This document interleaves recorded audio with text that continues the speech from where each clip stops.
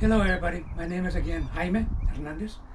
I'm on the plains of Palo Alto, where the first battle of the Mexican War took place May 8th, 1846. The reason it was fought here is because at the time there was one road that went from Matamoros, Mexico to what is today Port Isabel, Texas. At the time there was just a customs house that the Mexicans would collect taxes, duties from ships that would come in through Brazo, Santiago, which is a bit south from South Padre Island. Mexicans called it Fronton de Santa Isabel. Fronton means high ground or even plateau. The Americans set up their supply base there because it was easier for ships to come through there to drop off supplies.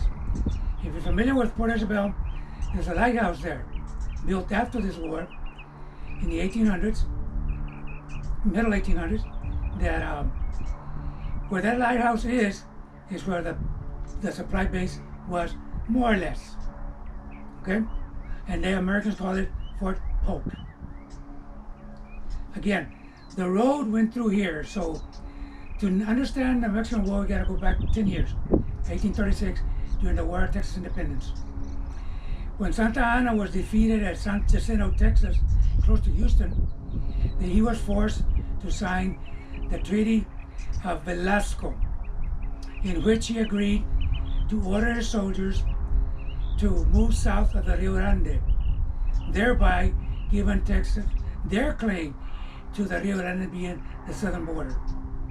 Mexico said, of course, no, that's not it. The border is the old Spanish border, which went along the Nueces River, west, then north in a zigzag pattern west of San Antonio, up to the Red River.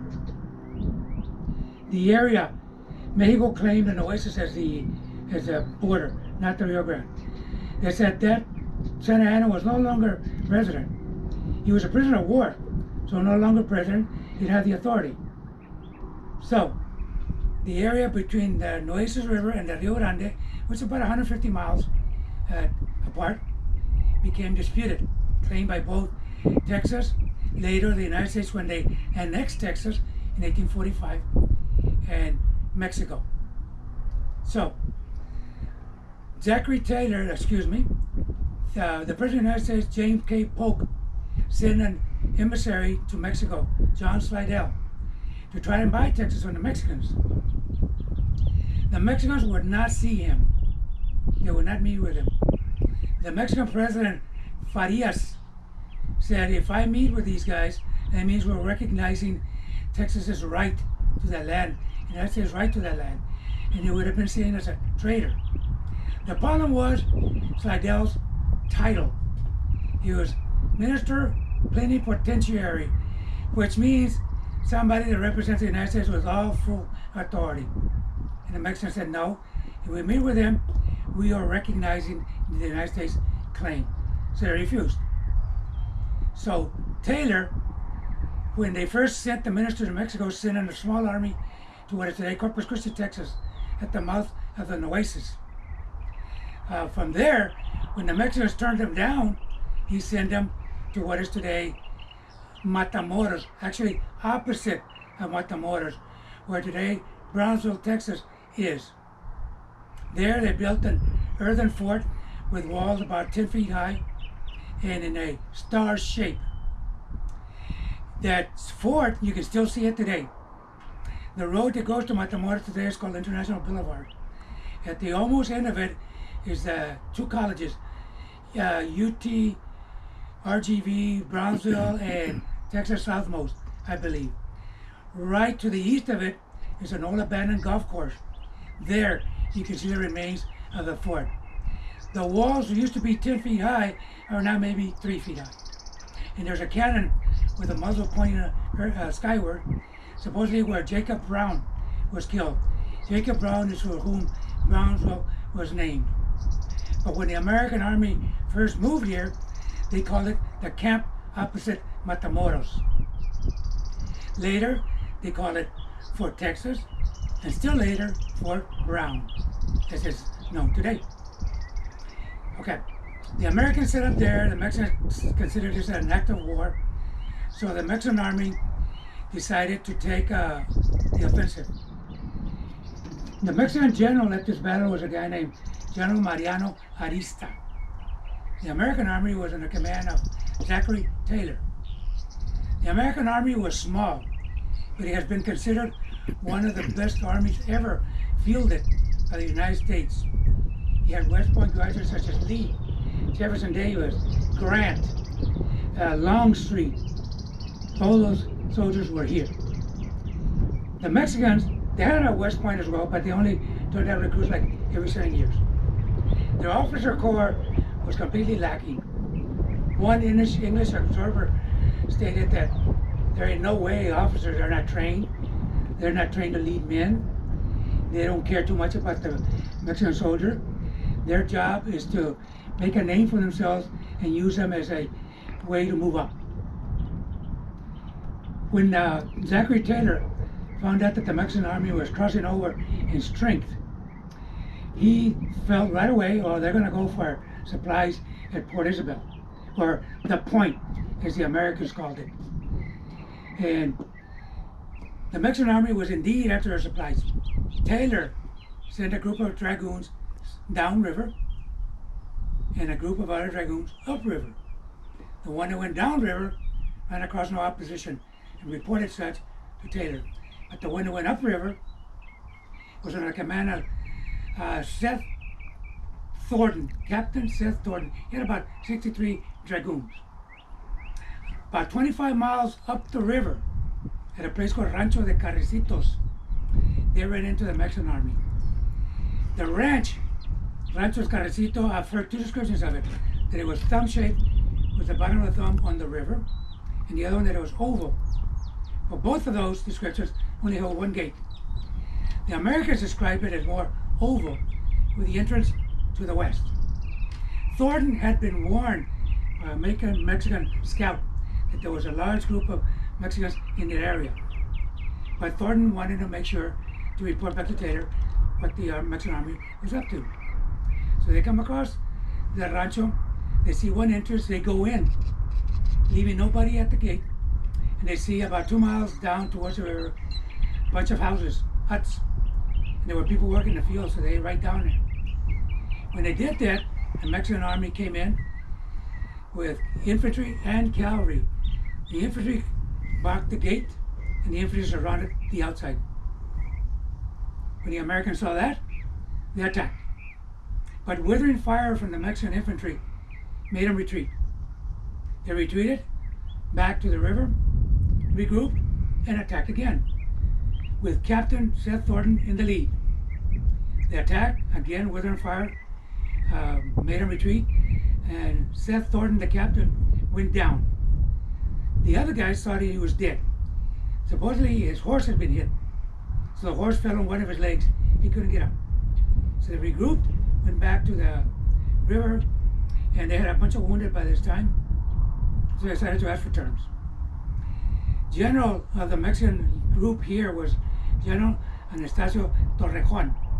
He had about 1,600 troops, half of them infantry, half of them cavalry. He gave them generous terms, so the Americans decided to surrender. When they did, they found out that Captain Thornton was not dead. He surrendered along with all of them, and they were marching to Mexico. At the end, Mexico had no casualties, maybe wounded. The Americans suffered about 16 killed. The rest were taken prisoner or wounded. Anastasio Torrejon could not tend to the wounded, and he told them that. So he led a couple of soldiers take a wagon and take the wounded back to Fort Brownsville, or the camp opposite Matamoros, with the wounded, and told Taylor that he couldn't tend to the wounded. So that's how they found out. Zachary Taylor informed the president, or sent a message to President Polk, that we consider hostilities having commenced. So now that he knew what the Mexicans were doing, he took his to about 2,200 soldiers from the camp of the Matamoros to what is today Port Isabel. The road ran right through here. When he got up there, secured his base, loaded wagons, and at the same time, the Mexican army attacked the camp opposite Matamoros, which Taylor had left about 500 men under the command of Jacob Brown. On their way back, they met the Mexican army stretched out here.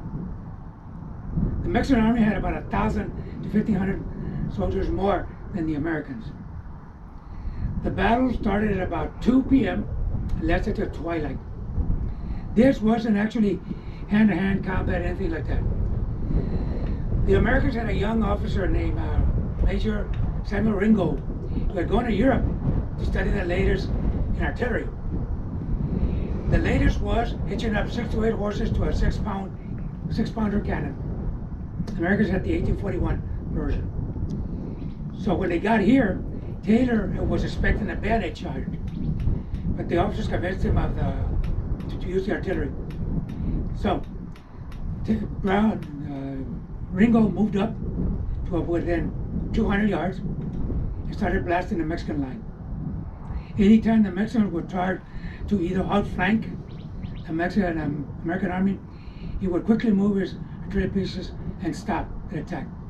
They even tried a cavalry attack on the American right flank, the Mexican left flank.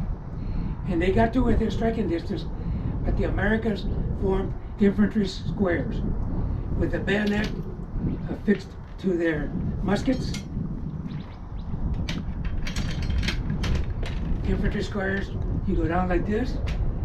Now, I don't know horses, but I hear that horses will not attack this. So that's why they drove them back with that and artillery. So the shooting continued till twilight. The Mexicans suffered greatly from the artillery. They had no response because Mexican artillery was heavy. Once you set it in place, you couldn't move it. Plus, gunpowder for the Mexicans was really bad. You had to double load your musket to reach the Americans, which were about 800 meters, because you planned to close. Because these would fire maybe 100 meters, 120 at the most. So you planned to attack. Of course, they never did because of the artillery. The Mexican artillery would fire, they would double load, and it would go over the Americans' ranks. And if they regular load, it would bounce in front of the Americans. And we got reports where the Americans would just simply march out of the way, move out of the way, and let the artillery round pass by. At the end of the day, it was more of a draw, because both armies were still in the field. Taylor reported about 5 to 8 killed, 30-something wounded. Arista, the Mexican commander, reported about 120 killed, 300-something wounded. But when the Mexican army left at midnight, May 8th, they marched about 7 miles down the road to the second day of the battle, May 9th, a place called Resaca de la Palma, which at the time was known as Resaca del Guerrero. The American army moved into the Mexican positions, and they counted more than 300 Mexicans dead. This war was opposed. There was a lot of protests in the United States because of the war. Abraham Lincoln opposed it. He asked President Polk to show him the spot where American blood had been shed on American soil. Of course, they couldn't because it was disputed area. General Grant himself said this was an unjust war of a stronger country attacking a weaker country. We were sent here to start a war, but it was essential that Mexico started. President Polk went to Congress, asked for a declaration using that phrase. American blood had been shed on American soil. A couple of days later, they did declare war on Mexico, and the war started. Thank you very much for watching my video. Please subscribe, share. Thank you very much.